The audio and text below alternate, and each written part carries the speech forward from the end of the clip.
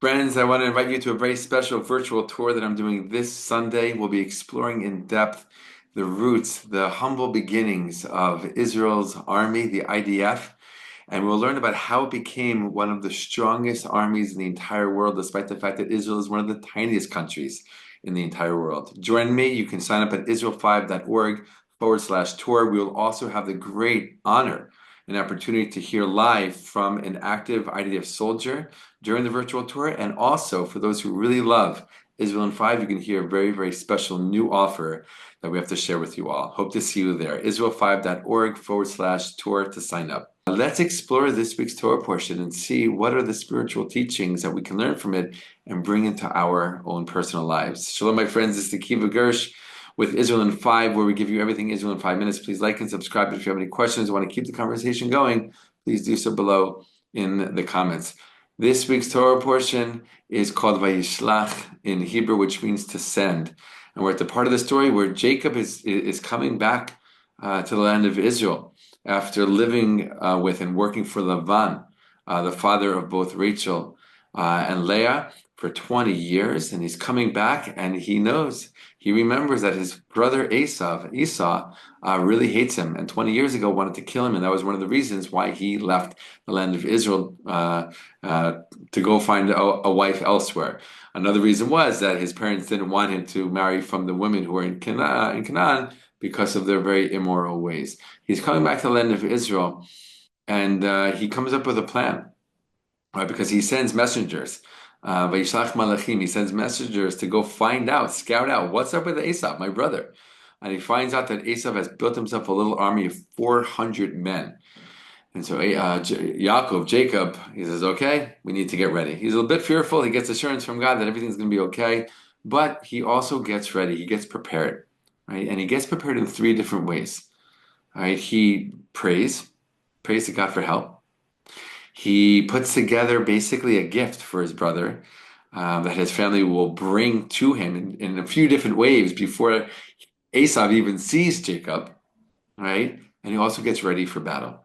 So these three different things, prayer, gift, and preparation for battle, are the ways that Jacob gets ready to meet his brother, who he remembers 20 years ago wanted to kill him.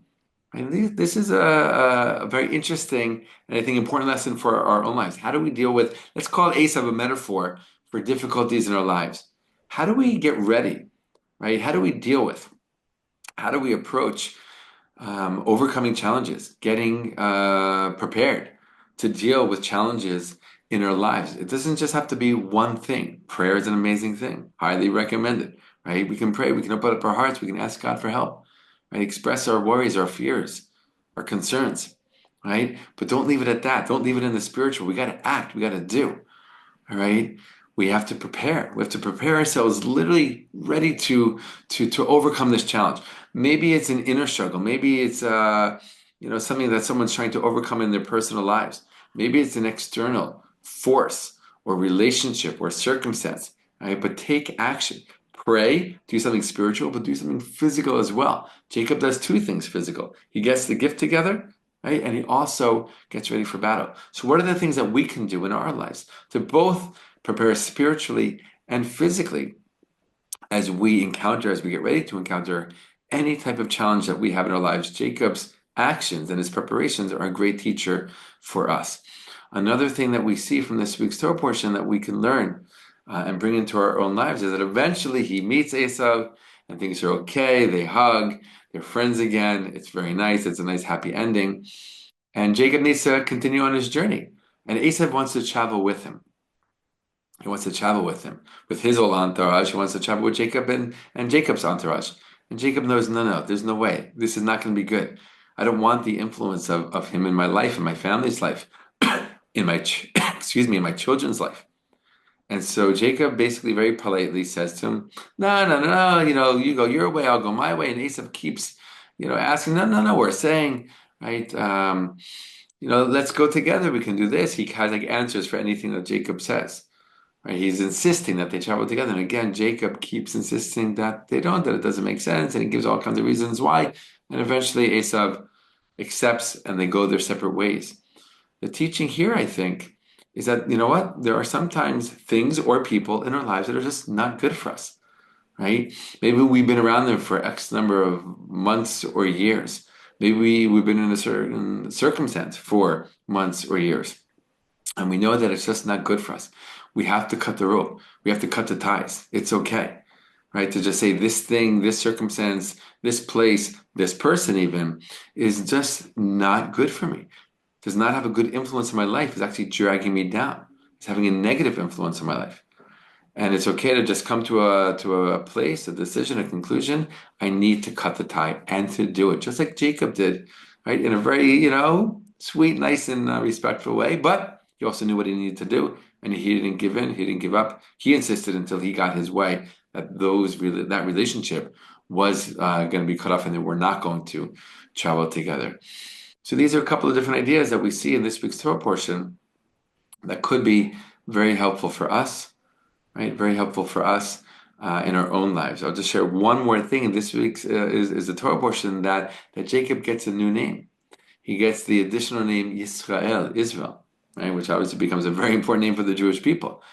All right, why does he, or when does he get that name? When he wrestles with an angel. It's a whole interesting story. He's crossing his family over the river, and he comes back to pick up a few items that he left there, and there, an angel, the angel actually of Esau, right, meets him, and they wrestle all night, and in the morning, Jacob is victorious. And before the angel goes, he gives Jacob a new name, Yisrael, which basically means to struggle with God, to struggle with things, with people, all kinds of circumstances in one's life, and to overcome, right? Which is very interesting. And for me, I think it shows that, we can't avoid, at least it's very hard to avoid challenging moments, circumstances, right, in our lives. Life is not supposed to be free of those challenges, but what we are meant to do is to engage with them, right? To do our very best to overcome them. They're part of our story, they're part of our path for whatever reason. Sometimes we understand why, and sometimes we don't, right? But to understand that the most important thing is to engage, right? To engage, right? That's what the word Israel means. It means to wrestle, to engage, right? And you know what's interesting? The word in Hebrew in the Torah portion is not even overcome. It means that you were able to engage, you were able to wrestle, right? And that already is an incredible accomplishment and victory and success. And I think that's a major teaching that we can bring into our own lives as well. So we have 3 teachings from this week's Torah portion, things that we could bring into our own lives to enhance our lives and, be better people and help make a better world. All the best, my friends, and be well.